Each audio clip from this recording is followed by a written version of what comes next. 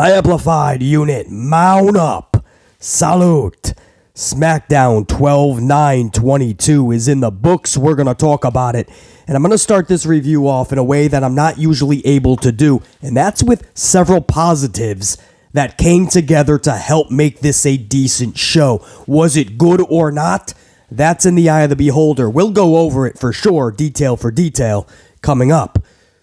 But in the cold open, I want to talk about these positives, that if you put positives like these together, you're going to come up with, at the bare minimum, a decent show. And that's a starting point for a company that has been rocked for over a decade, starving to create good television, starving to create anything, it would seem, for the last 10 years, worthy of our time. Which is why ratings continue to drop, merchandise sales, you name it, continue to implode. But last night, you start with the basic fundamentals of professional wrestling. What am I talking about? Well, first, let me say, I shouldn't be too shocked. You shouldn't be too shocked that we're talking positives on the blue brand and not the red brand, because they're worlds apart. SmackDown clearly outclasses Monday Night Raw, and that's pathetically sad, by the way. But it's night and day. It's mayonnaise and peanut butter. The two shows could not be any more different. And you know what? Raw is so bad, it's probably for the best. Friday night, it's like the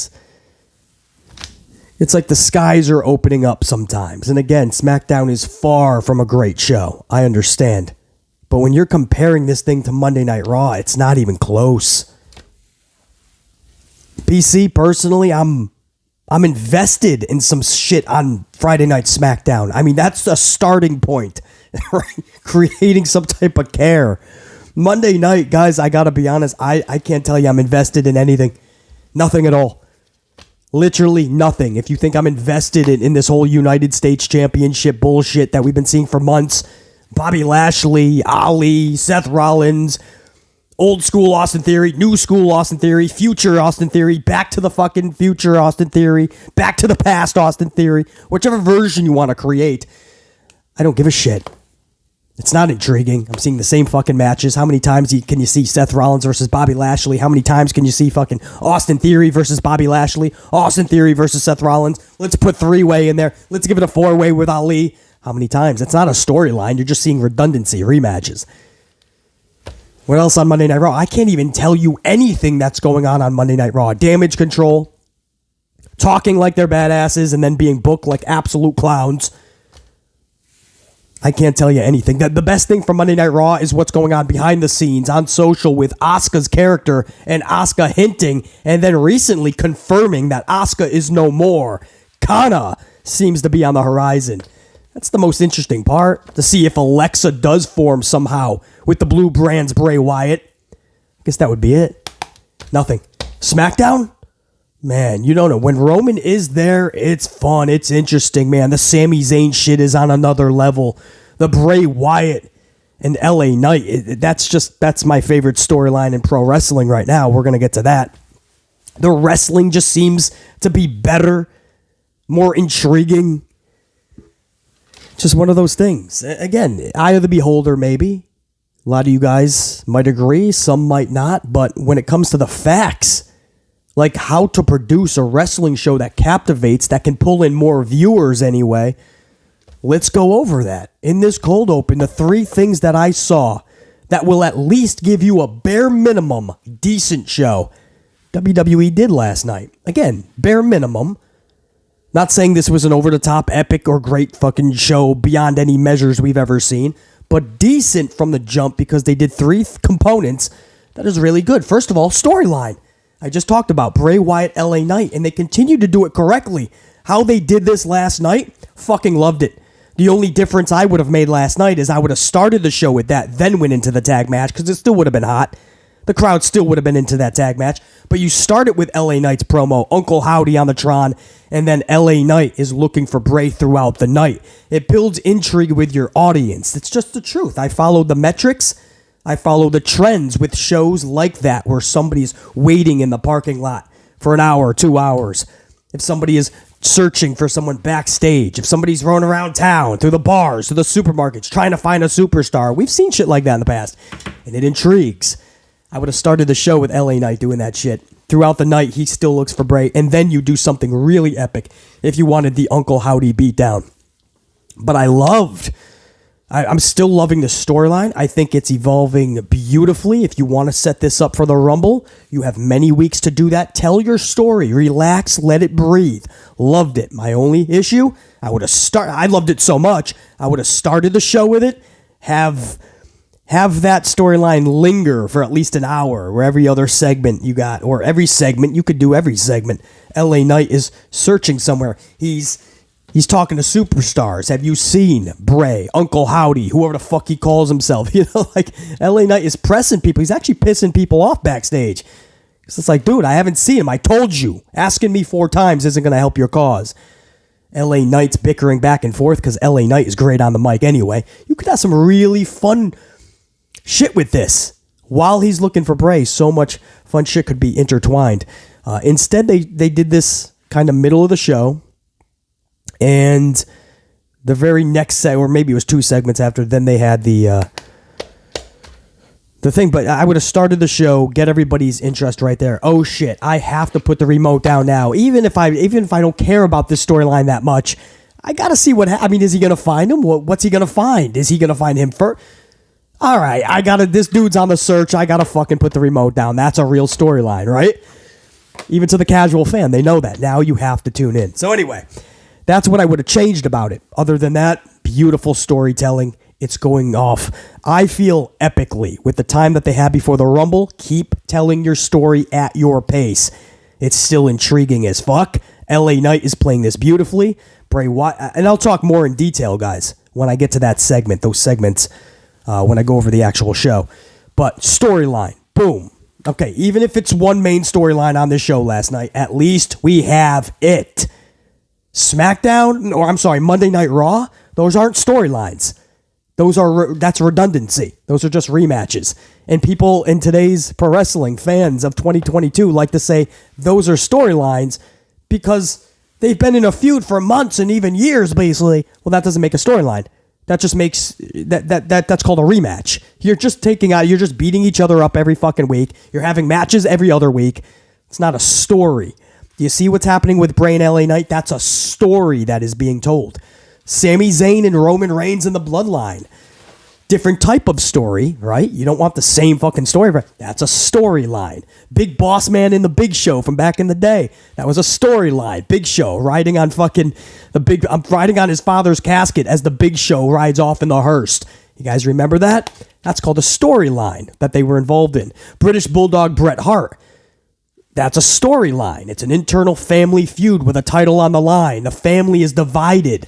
Bret Hart's sister is the wife of Davey Boy Smith, the British Bulldog. She is conflicted on who to choose, and they have a heartfelt interview with her. These are storylines. Shawn Michaels, Bret Hart. Bret Hart wants to cap his legacy in this match with Shawn Michaels at WrestleMania 12, Iron Man match. Shawn Michaels cannot let that happen because his boyhood dream needs to become a reality for him to go on in life, it would seem. That's a storyline. Shawn Michaels' redemption, Undertaker showing he is Mr. WrestleMania 25. That's a story. I mean, these are storylines. I can keep going on and on. Big Boss Man in the Mountie. Big Boss Man in Nails.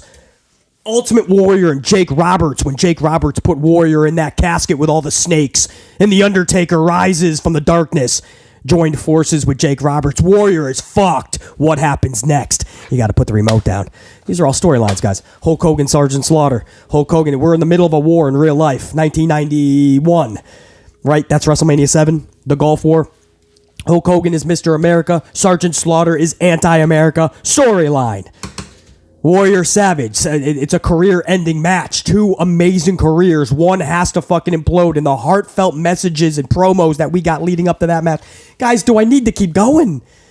On and on. Eddie Guerrero and Benoit's quest to become champion. Those were storylines within their own right. Daniel Bryan captivating his epic wrestling moment. For all of eternity, this will be one of the best wrestling moments of all time. At WrestleMania 30, when the Yes Movement came to its culmination and he hoisted up that championship. That whole Daniel Bryan shit, that's a story. Guys, I can go, I've already went minutes on it. All these are just coming to the top of my dome piece because that's what we love about wrestling. That's what captivates us, right? And for the last 10 years, you really can't say that. There's a little bit here and there. Every year we're able to talk about a couple, two, three. But for the most part, it's just redundancy, right? Vince McMahon has set up a scenario, a format where every week you just see the same matches. To get to a new title match, you just have redundancy, right? You just do a number one contenders match, maybe just a filler. You do a battle royal, maybe a schmaz match, triple threat, fatal four, winner gets a title opportunity. Maybe you do a tournament, right? That's a lazy booking way you don't have to put in any effort. It takes a whole fucking month. It fills up your shows, and it's all written down. The whole tournament is written down in like 20 minutes.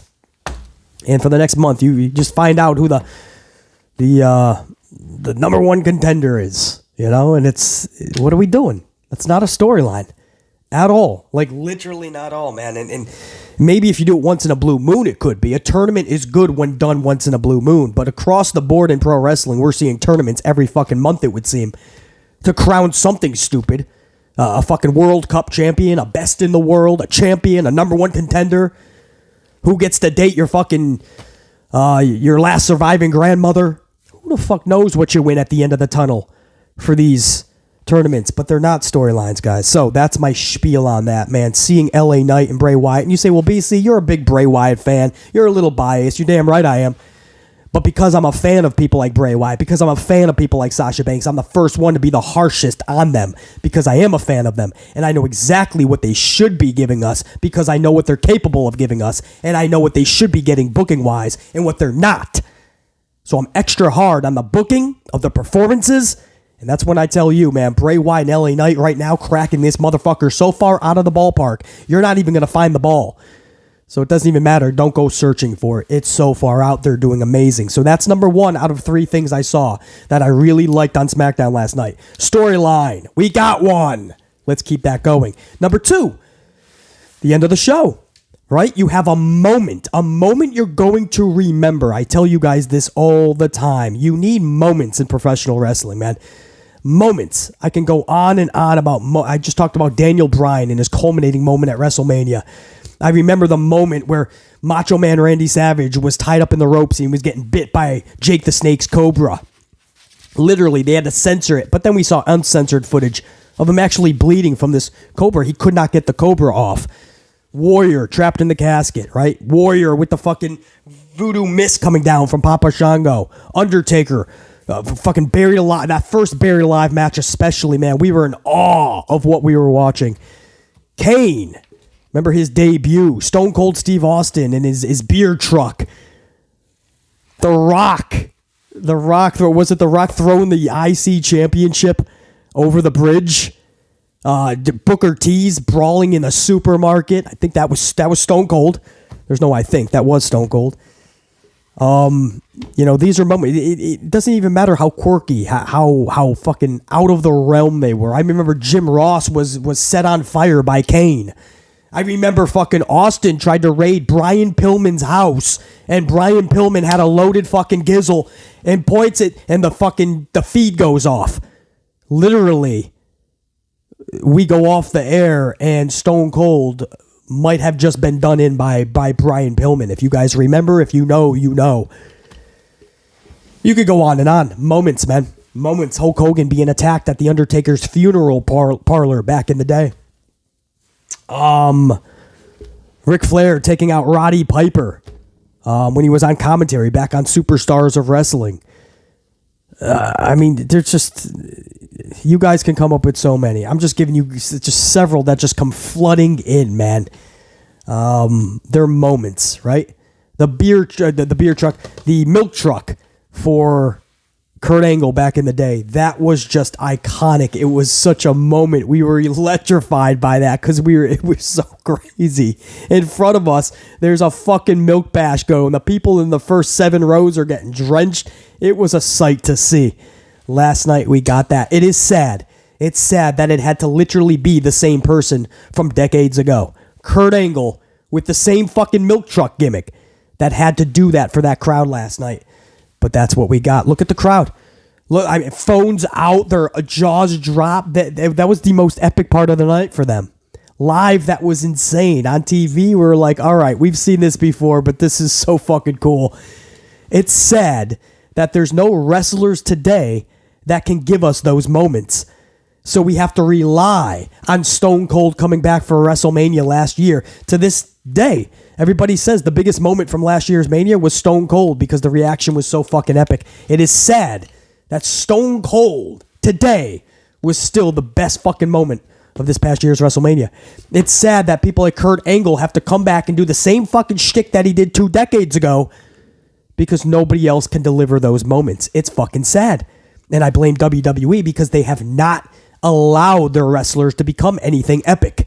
That's the truth. They didn't want anybody to become larger than the company itself, because then they didn't want people to go into business for themselves. But all you're going to do is piss them off because they know their worth, they know their talent, and you're going to end up coming to a day where they're like, dude, why are you treating us like this and not giving us what we deserve?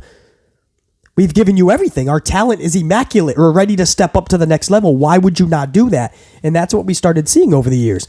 When Rusev and Luke Harper, Brody Lee, and FTR, and they all started like vocally coming out on social and saying like, we're not happy here, man. We're basically like prisoners here. They won't let us out of our contracts, and they're not allowing us to reach the next level.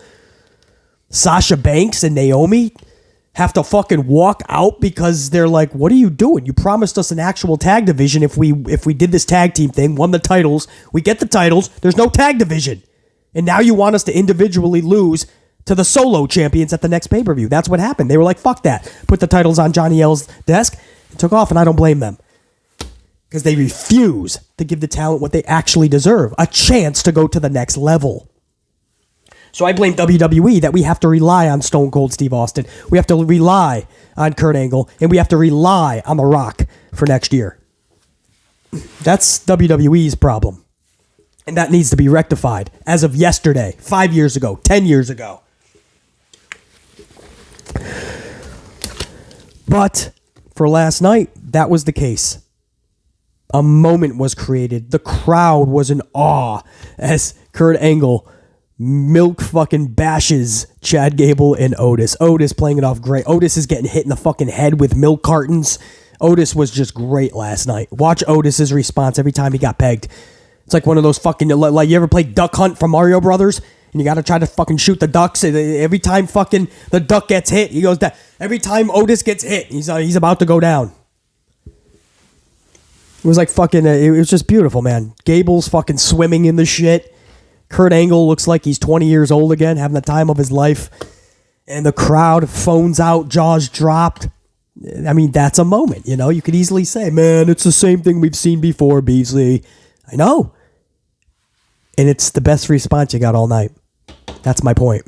It's sad that we have to bring back the old, but you had that moment, you know? Gable and Otis are more than just a comedy act. I hope that after last night, they start to really utilize them. I hope that after last night, 3H's understands they are gold. Gable and Otis can give you the world if you just allow them to. Just allow them to. That's all we're asking.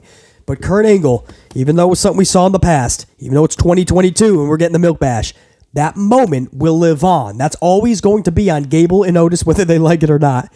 At the end of the day, it's still just entertainment. In a nutshell. So they're going to love this on their highlight reel, man. It shows their versatility. It shows their range. But that'll always be on their highlight. Why? Because it's a moment. A moment that wrestling needs. We need moments. So storyline with LA Knight and Bray Wyatt, love it. A moment. An iconic moment that'll stand the test of time. Like the Kurt Angle, Chad Gable, Otis, Milk Bash. So storyline, iconic moment that'll stand the test of time. And number 3, the third thing that I say, this is what makes this a decent show, bare minimum. The third thing is good wrestling, right? And we'll just pick the Usos versus Butch and Sheamus, the opening contest. It's a good match. For a tag match, very good match, man. And this was last second kind of thrown together as well. They were going to go a different route, and then they decided, okay, we're going to go Sheamus and and Butch. Drew McIntyre is still injured, I believe. Then they were going to go another route, and then they went over to Butch. Anyway, that's behind the scenes. You guys don't need to know about that. This match was fucking good. It was fun. The crowd enjoyed it. It was a good way to start the show wrestling-wise. And so at the end of the show, you're like, well, fuck. When you start to sign, this is what I mean about what makes BC a fair critic, right? Whether you love me or hate me, it doesn't matter. I'm going to be the fairest motherfucker in the community because I take into account everything. I cannot stand a show sometimes, but I will dissect everything to make sure I have all the positives. If there is any positive, I will dissect it, pull it out, and make sure that it's talked about. You never have to worry on this channel about BC sugarcoating shit. I'll never bullshit you guys, but I'll also always be the utmost and truthful. Always. Positives and negatives. I will go through all of them. And when the show was over, when I assess everything, that was the first thing I thought of. Well, I had a really good storyline, continued to evolve. I had a damn good iconic moment, and I had some good wrestling. Okay? That right there makes it a decent show, and that's what SmackDown was up front. Now, whether it was good or not, we'll go over it a little bit more in detail right now. I won't take too much of your time. I mean, that was a long cold open, but we'll go over each segment a little bit more, and we'll decide together if it was good or bad, I guess. It's in the eye of the beholder. But at the bare minimum, it was absolutely a decent show. You can't compare it to Raw because it's night and day. It's mayonnaise and peanut butter, and you don't put that shit together. Unless there's somebody out there that puts peanut butter and mayonnaise together, in which case, salute. Fuck it. I guess that would be different. But you can't compare Raw and SmackDown, all right? There's Raw isn't so much. Raw has so many issues. It's in such just trouble. Sadly, I didn't want to use that. It's in such trouble. At this point, I mean, Raw literally needs to be imploded from within and from the ashes try to resurrect it. That's the best thing I can tell you, and that's sad. SmackDown at least has a fucking pulse, you know? SmackDown, we can talk about positives like I just have for the last fucking 20 some odd minutes. Anyway, guys, let me get a swig of my Starbucks vanilla latte, and then I'll go a little bit more in depth in these segments. Again, I won't take too much time because that was a longer cold open than I wanted, and we all got a long day going as the weekend starts. So let me get a swig, and then we'll start off with the way this show started. Sheamus, Butch versus the Usos. Tag titles on the line because that's what WWE does these days. Just say it's a title match and hope that people put the fucking remote down. All right, so for this match, as I said, the action was hot pretty much throughout, even in the lull spots, and thankfully there was those lull spots. Thankfully, they knew when to, I mean, you got, come on, Sheamus, Usos, PD Dunn. I mean, you got consummate professionals. They know how to sell. They know when to sell, when to take that breather, when the audience should take the breather. So, I mean, we were in good hands with this match. You shouldn't be too shocked that they knew exactly when to sell at the most pristine of times, and that's exactly what happened. And when you do that with somebody who's been watching for decades, with a keenful eye like BC, a critic like BC that I leave no stone unturned, man, and everything I'm catching. When you flow a match like that, it's a thing of beauty. It's a thing of art. That's why when people go, it's a banger, it's a 5-star match, it's a 10-star match, I always laugh because I'm like, these people don't have a clue how to critique a pro wrestling match. You could say you like it or even you loved it, right? Opinions are okay. I'm not a big fan of opinions, but you can have your opinion. But to start shooting out stars like you're an actual critic because you watch wrestling, no, it takes a long time, man. You know, I started watching wrestling like I do now back when I was a fucking kid. I was dissecting pro wrestling and critiquing it and as if I was on my own Sports Center show for pro wrestling. I always watch this differently like that. Today, every fan thinks they're a critic as well because they can spew out their opinion in 140 characters. So their opinion is now fact, right? Oh, it was amazing because of the following reasons. And I have to laugh. So, at the end of this match, you still got the same thing. It was a banger. That's cute to say if you're a fan and just saying if you liked it or not. But I don't care if it's a banger, right? I don't even give a fuck about bangers. Pro wrestling is about more than just bangers. So whenever I hear the word banger these days, I just cringe. But I don't care about bangers. This match was more than that. This was a good flowing, physical, badass match. Sometimes you just need the right people in there at the right time doing the right thing. And if the rest of the story has every other area that a show needs checked off, then it'll have its place justifiably. And that's what happened last night with this match. You had other things that we were talking about, so this just adds on to help complete what could possibly be a good show by the end of the night. Hope that makes sense. That's how BC watches this shit. As a fan, yeah, we can be like, oh, banger! And good for you guys. That's exactly what you should be doing. Showing your interest or disinterest in shit. But, sometimes people come across channels like this and they expect me to review it one way because they felt a certain way. No, I'm telling you guys what's right and wrong, not just what we liked and didn't like about a match. This was good for many reasons. And they gave it time, obviously. They let the whole match breathe, not just the selling parts. So, I like this match. Do I care about it to another degree? No, absolutely not. Sheamus and Butch versus the Usos. On paper, does nothing for BC.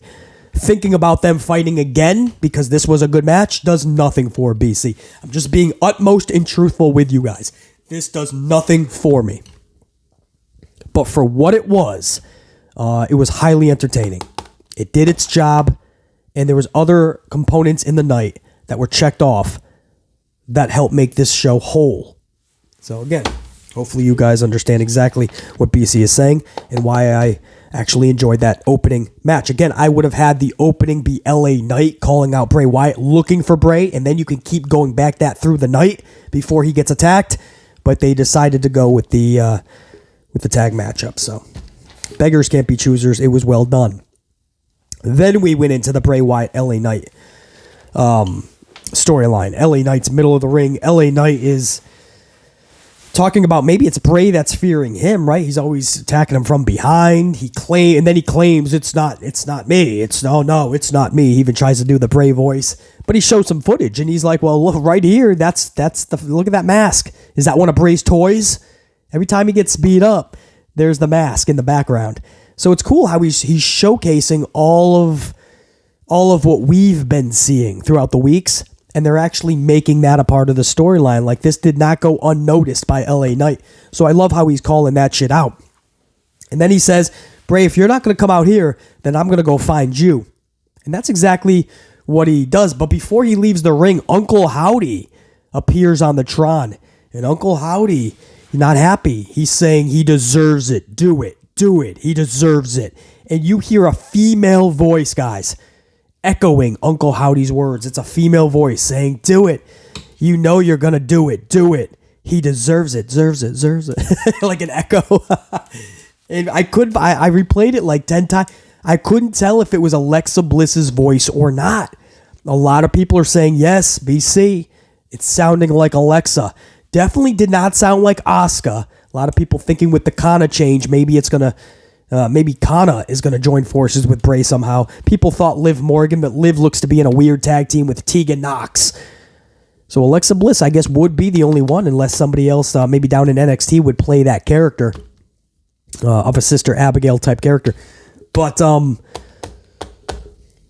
you clearly heard a female voice in there, guys, several times. I know we were not losing it. We heard a female voice.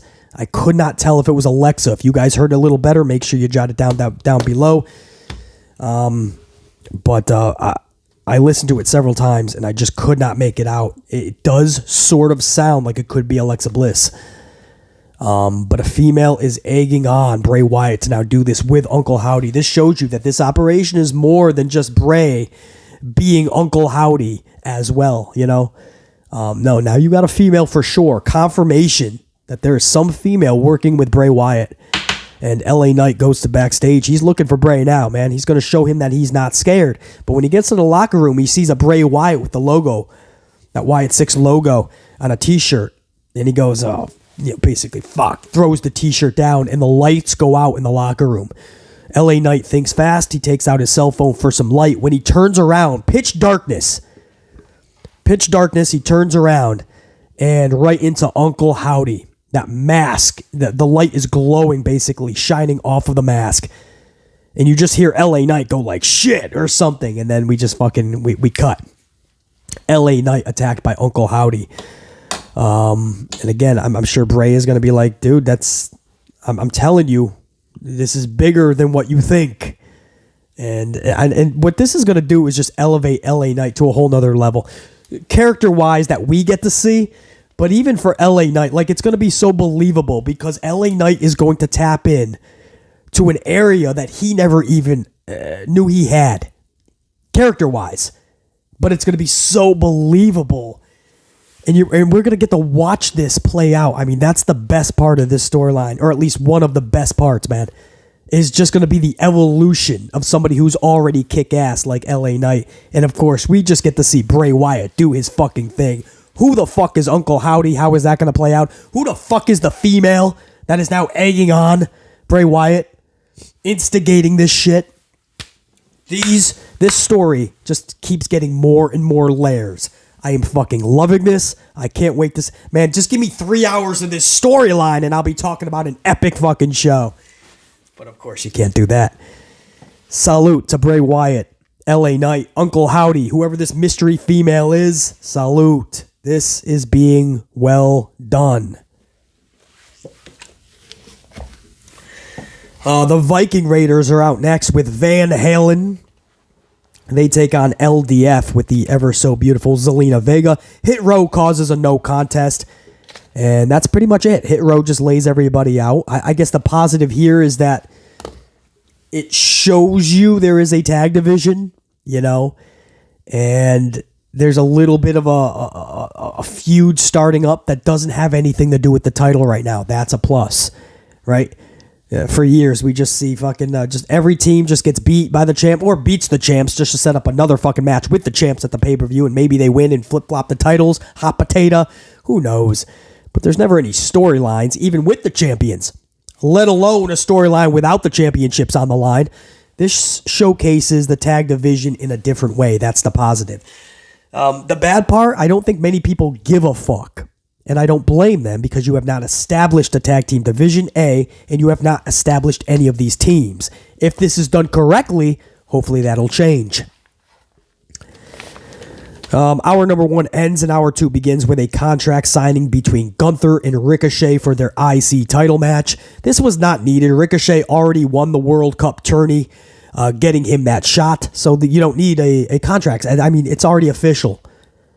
But all right, we'll play this charade. This was all done, guys. All of this was done just to get all of Imperium in the ring, and for no reason other than to give us our weekly 6-man schmaz filler match, right? Every week you're going to get a 6-man filler match. They're easy to book. It's lazy booking. Just to send out 6 dudes, have them fill up time. And that's all this contract signing did. Imperium's out there, and then the New Day was out there for no fucking reason. New Day just shows up as awkwardly as they showed up in NXT. The challenge for NXT titles. They just show up and they're like, hey, I heard there was a contract signing. We have nothing. Sure enough, after a sad attempt at a back and forth promo between Ricochet and Gunther. I mean, I love Gunther. But having a promo segment with Ricochet, I mean, you're better off just putting your dome piece through a brick wall. You'll have a better time. Ricochet is just shit on the microphone. So there's no way he was going to play off Gunther or vice versa. So it was a shit attempt at a back and forth promo. And it was just to go right into a 6-man circus, just like BC already knew. And that's what I don't like. The formula of WWE, these shows, has to change. I already knew when I saw all 6 dudes that this was all just going to lead to a 6-man schmaz. Sure enough, moments later, a 6-man schmaz. 6-man circus. 17-minute match. Kofi hits Keisler with a Trouble in Paradise, and Ricochet follows that up with like a 450 or a shooting star, one of those flippity-dippities for the W. Ricochet shows Gunther that he can beat the Imperium with his buddies, the New Day. Okay. Forgettable to another degree. This was just fucking stupid. You know, what sucks is that when the fan knows what's going to happen ahead of time, It's not fun. Sometimes that's fun, right? You're waiting for it, so you know something's gonna happen, and you're so invested in it because you care. This was so stupid, bro. New Day talked more than anybody in the matches between Ricochet and Gunther for the title next week, and they're just it's just lazy booking. Good backstage segment between Karrion Kross and Scarlett and Rey Mysterio. Rey Mysterio is being checked out by the trainer. Karrion says, "Can we have a moment?" Scarlett's looking fucking just magnificent and then some. And Karrion tells Rey a story as Rey's laying down. Because again, he's got the bad wheel. So Karrion tells a story to Rey Mysterio about basically when it's your time to just be put out, right? And because Rey is now older, he clearly is more injury prone. So the moral of the story is that it's never easy when you have to put an animal out, put an animal down, put an animal out of his misery. And Rey's just like, dude, now is not the time. And then 2 security comes in. Do we have a problem or something like that? And Karrion's like, no problem. And he gets up, looks right at Rey, then looks at his leg. Scarlett with a grin as they walk off. I just thought that was beautifully done. They let that. I like the story time. Let that shit breathe. You ain't rushed. You know, if you ever watch AEW, one of their biggest problems is they just rush everything. They have 150 fucking people on the roster. So they'll have like 10-second fucking segments, man. Orange Cassidy will be interviewed by fucking Tony Schiavone for like 10 seconds. And then we'll go into a fucking Britt Baker fucking 20-second promo. And then we'll go into Excalibur giving us 300 matches over the next 2 shows in 5 seconds. Excalibur will literally give you a whole year's worth of shows in 5 seconds. And then before you know, we're into another match and we don't know what the fuck just happened in the last 2 minutes. Let this shit breathe, bro. So that was really good by Karrion Kross and Scarlett. Loved how they were used in this segment. Liv Morgan and Tegan Nox versus Ronda Rousey and Shayna Baszler. Raquel Gonzalez causes a distraction. Nox hits a Shining Wizard on Baszler, and Morgan picks up the W over Baszler. Way to use your SmackDown Women's Champion, guys. Put her in a losing matchup. Ronda could not have been any more botched than last night. I don't even remember her in this fucking match. I'm starting to question if it was actually her with Shayna, actually. Because I don't even remember a move she did. Nothing. And then Shayna is just eating another. That's all Shayna does is eat L's. I am surprised. It's a Shayna Baszler match. And she didn't lose in 2 minutes via a fruit roll-up. That's usually how Shayna loses, guys. No shit. That's not a funny little remark. That's a true story. Shayna usually loses in 2 minutes by a fruit roll-up. You can't cloud her out any more than WWE has in the past several years. Main event was Kurt Angle and Gable Steveson, Chad Gable and Otis, the Milk Bash. So Gable and Otis are pissed off that they were not invited to the Kurt Angle birthday bash. It's Kurt Angle's birthday. Otis even fucking had a tie like taped onto his fucking chest. And they told Kurt Angle, get out of the ring. Do yourself a favor. This is not it's not 1998. This is not your show anymore. Do yourself a favor before Otis takes care of you. Just leave. He actually leaves. Kurt says, all right. And then when he gets to the top of the ramp, he says, oh, one more thing. You're right. You do deserve a celebration. And he brings out fucking Gable Steveson, whatever the fuck. He comes out in a milk truck, and you already know you're getting the bash. But this is one of those things you're anticipating. You know it's going to happen, and you're waiting for it in a good way. It's like, all right, give it to us, man. Give us the milk bash. Break out the hose. You don't know if it's just going to be like milk cartons or if it's going to be the hose, like old school. Nah, first they started chucking the milk cartons at them. Gable was trying to dodge them. Otis is just taking them on his head. Otis is getting dinged up like it's a fucking video game and you got your fucking target and you're trying to get as much points. If you hit Otis, you get 100 points every time. And they just started decking Otis. And Otis took every one of them. Chest, fucking dome piece. He was fucking getting, looked like he was getting knocked out by milk cartons. And then all of a sudden, Angle pulls out the hose. And everybody in the first 7 rows just get drenched. Gable's going down. Fucking Otis is getting pelted. Gable's trying to fucking swim in this shit. Kurt Angle looked like he was fucking just having a time of his life, man. And that's how he went off the air. I love cliffhangers that make you need to tune in next week, not just want to. But if you're not going to have a cliffhanger, have an iconic moment. And even though it's the same dude in the same type of fucking segment that we saw decades ago doing it, we got it. We got an iconic moment. We'll never forget that. It was funny as hell. It was good to see Kurt in that realm.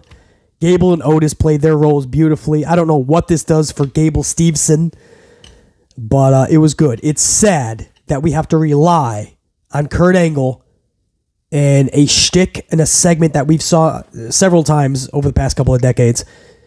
But that's WWE's fault. But they put the time and effort to set up the whole milk truck thing. They gave the approval on the fucking hose, the milk bash. You know, that says something. That shows that there was some level of care for that final segment.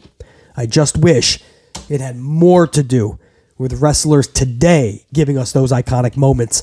And that's why I tell you guys, it's sad that there is none. I don't know wrestlers today that are able, their character allows them to give us epic moments like that. Stone Cold with a beer truck, okay. Kurt Angle with the milk truck, okay. Triple H and the sledgehammer, gotcha. Undertaker and his fucking lightning bolts, I got that.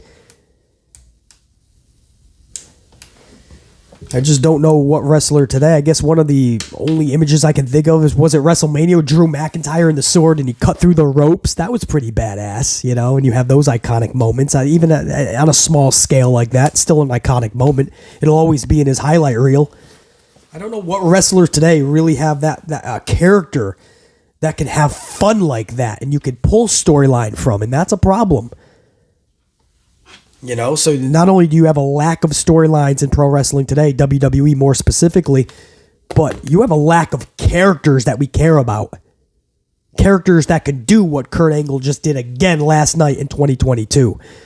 My name is BC Amplified. This is the Amplified channel. You are my Amplified unit, which I have to show yet again much love and respect to, man. What a week we've had. I've been a little bit under the weather. Again, we had to move the set down south, man. I'm doing a lot down in Florida. Not just business, trying to have some R&R as well, but I still went under the weather. You guys can probably hear it in my voice throughout this whole review. All apologies.